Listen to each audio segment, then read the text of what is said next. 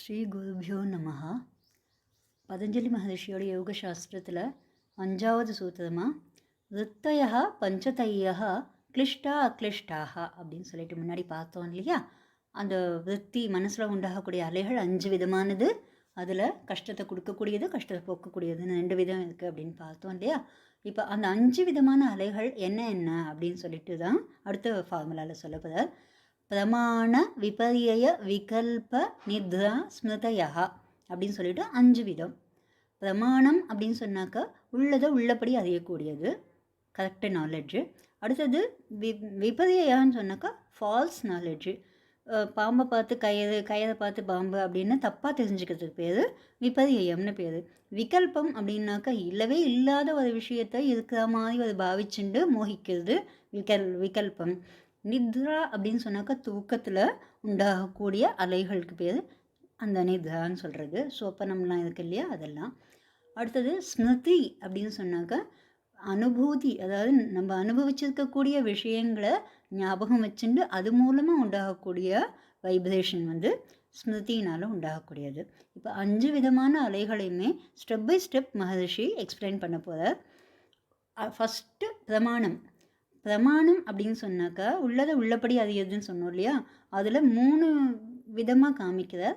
பிரத்யக்ஷ, அனுமான, ஆகம பிரமாணானி அப்படின்னு சொல்லிட்டு பிரத்யக்ஷமாக பார்க்கறது அப்படின்னு சொல்கிறோம் இல்லையா. ஸோ அப்படியே கண்ணால் நேரடியாக பார்த்து தெரிஞ்சுக்கிறது, இல்லை 5 சென்சஸ் எதுவாக இருந்தாலுமே பிரத்யக்ஷமாக தெரிஞ்சுக்கிறதுக்கு பேர் பிரத்யக்ஷ பிரமாணம்.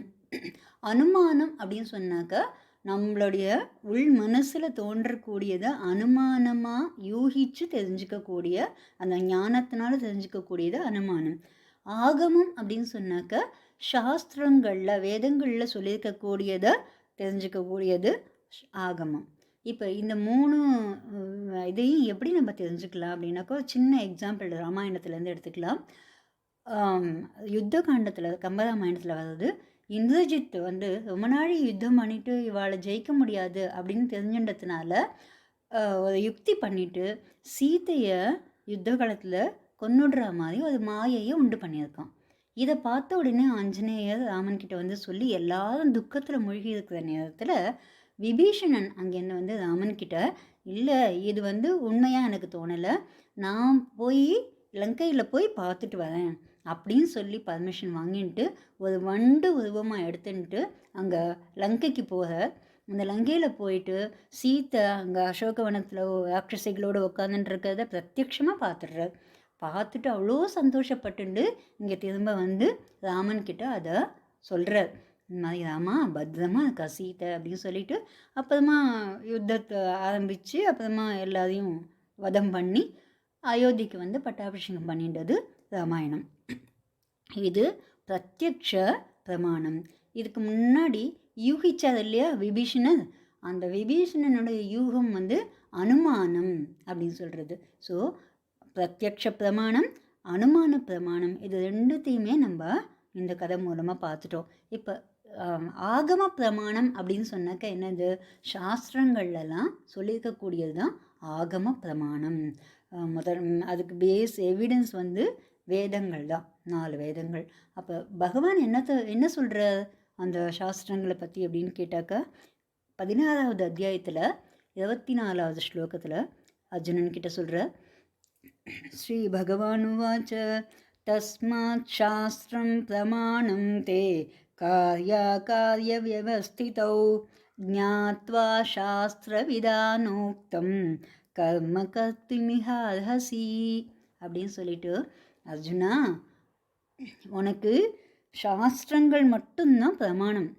அதை எப்படி அதில் சொல்லியிருக்கோ அதன் பிரகாரம் நீ தெரிஞ்சுண்டு, ஞாத்வா அப்படிங்கிற வார்த்தை ரொம்ப முக்கியமானது. சாஸ்திரத்தில் சொல்லியிருக்கிறத கரெக்டான அர்த்தத்தில் நம்ம புரிஞ்சுக்கணும். புரிஞ்சுன்ட்டு சாஸ்திர விதான் உக்தம், சாஸ்திரத்தை எந்த விதமாக சொல்லியிருக்கோ அதுவும் பிரகாரம் நம்ம தெரிஞ்சுன்ட்டு கர்ம கர்த்தும் மிக அர்ஹசி, காரியத்தை செய்யறதுக்கு நீ அர்ஹதையானவனாக இருக்க. தஸ்மாத் சாஸ்திரம் பிரமாணம் தே காரிய அகாரிய வியவஸ்திதௌ ஞாத்வா சாஸ்திர விதானோக்தம் கர்ம கர்த்தும் இஹ அர்ஹசி அப்படின்னு சொல்லிட்டு எந்த ஒரு காரியத்தையும் சாஸ்திரத்தில் சொல்லியிருக்கிறபடி செய்யணும், அதுதான் உனக்கு பிரமாணம்னு சொல்கிறார். அப்போ சாஸ்திரம்னா என்ன, அது எப்படி தெரிஞ்சுக்கலாம் நம்ம அப்படிங்கிற கேள்விக்கெல்லாம் தான் மகர்ஷி பதஞ்சலி இப்போ இன்னும் நிறைய பதில் சொல்லிட்டு வருவார். அது என்னங்கிறத அடுத்த ஃபார்முலா விபரியத்தை பற்றி அது எல்லாத்தையும் நம்ம பார்க்கலாம்.